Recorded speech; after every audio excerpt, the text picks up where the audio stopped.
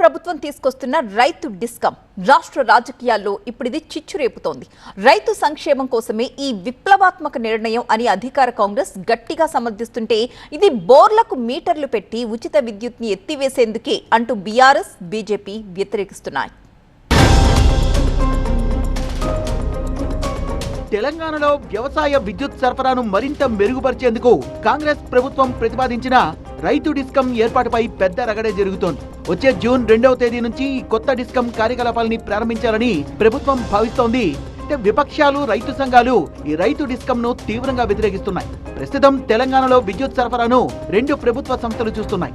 ఒకటి ఉత్తర తెలంగాణ జిల్లాల కోసం ఎన్పీడీసీఎల్, రెండోది దక్షిణ తెలంగాణ జిల్లాల కోసం ఎస్పీడీసీఎల్. ఇవి గృహ, వాణిజ్య, పారిశ్రామిక వినియోగదారులతో పాటు రైతులకు కూడా విద్యుత్ అందిస్తున్నాయి.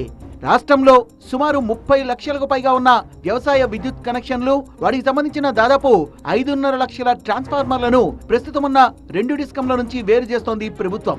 ఈ వ్యవసాయ కనెక్షన్ల నిర్వహణ, సేవల్ని పర్యవేక్షించేందుకు టీజీఆర్పీడీసీఎల్ పేరుతో ప్రత్యేక సంస్థను ఏర్పాటు చేస్తున్నారు.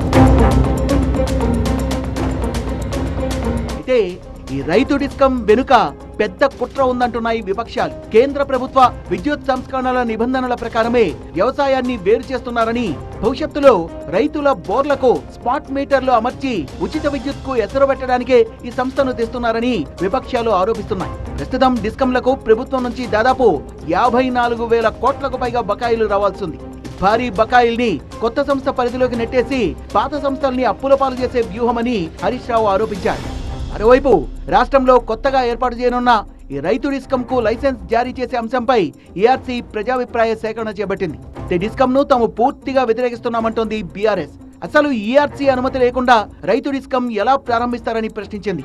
ఇది కేవలం ఒక చీకటి ఒప్పందాలతోని ఈ సబ్సిడీలను ఖతం చేయాలి.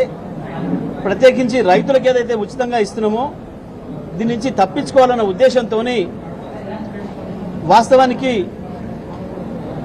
ఏదైతే పేమెంట్స్ వస్తాయో, రెగ్యులర్గా వసూలు ఏదైతే జరుగుతాయో ఆ కనెక్షన్లన్నీ వేరు చేసి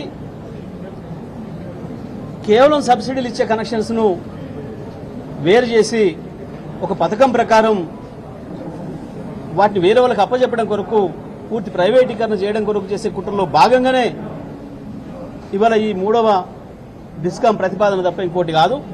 అయితే ప్రభుత్వం మాత్రం ఇంకో వర్షన్ చెప్తోంది.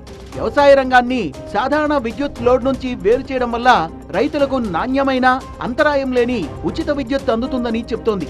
రైతుల బోరుబావులకు స్మార్ట్ మీటర్లు పెడతారనే ప్రచారంలో ఎలాంటి నిజం లేదని, ఉచిత విద్యుత్ విధానం 100% కొనసాగుతుందని ప్రభుత్వం స్పష్టం చేసింది. రేవంత్ రెడ్డి గారు రైతుల కోసం నేను ఉచిత కరెంటు నిరంతరం ఎలాంటి ప్రమాదాలు లేకుండా రైతులను కాపాడుకోవడానికి ఇవ్వాలని స్పెషల్గా చేస్తున్న ఈ డిస్కమ్ను వ్యతిరేకించడం అంటేనే వాళ్ళ యొక్క భావదారిద్రానికి ఇలా పునాది. వాళ్ళు ప్రతిసారి ఏమంటుండ్రు, రైతు మోటార్లకు మీటర్ పెడతారంటుండ్రు. రైతు మోటార్లకు మీటర్లు పెడితే మమ్మల్ని ఊరేయమని చెప్పినాం, లేకపోతే వాళ్ళని ఊరేయమని చెప్పినాం. ప్రస్తుతం వ్యవసాయ సబ్సిడీల లెక్కల్లో స్పష్టత లేదు. ప్రత్యేక డిస్కమ్ ఉంటే ప్రభుత్వం రైతులకు ఇచ్చే సబ్సిడీ సొమ్ము నేరుగా ఈ సంస్థకు చేరుతుంది. దీనివల్ల పాత డిస్కంలు నష్టాల నుంచి బయటపడతాయనే అంటోంది ప్రభుత్వం.